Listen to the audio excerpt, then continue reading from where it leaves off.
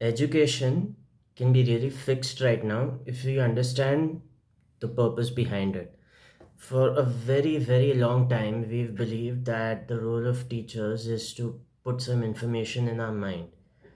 That is not true. The role of education is to ensure that we have this curiosity towards learning, and a teacher's job is essentially to pull out the curiosity the student has towards learning something so that the curiosity itself moves towards finding the answers to the questions.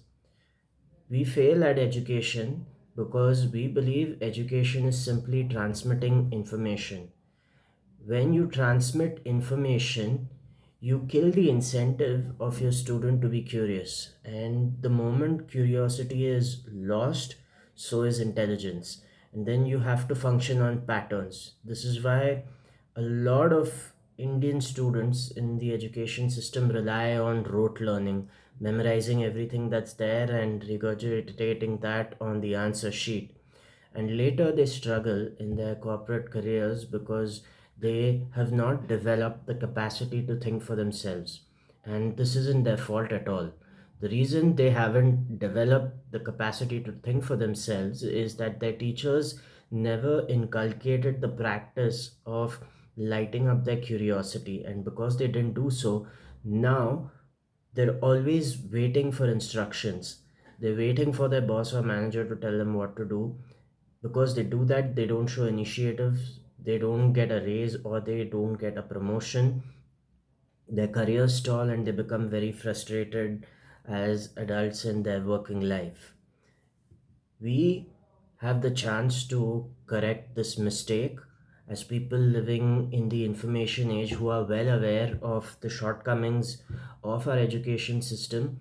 We can take the responsibility of ensuring that when we educate someone on some matter, we don't put our opinion forward. We put a series of questions to them that leads them to the right answer.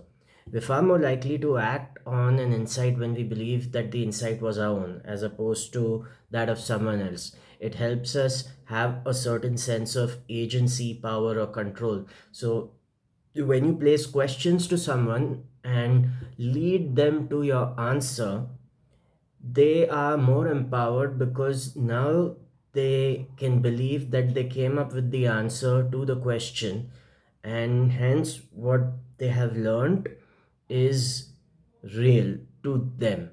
When you simply give a sermon and you don't place questions in the mind of the person you're educating, there's a good chance that what you've taught is going to be forgotten because that has not come through the effort of your student.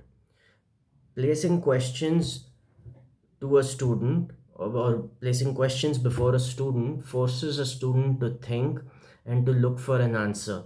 And that's how curiosity is born, and that's how tenacity too is born. And if you fail to do that and you simply hand over the information, you've diminished that person's capacity to learn.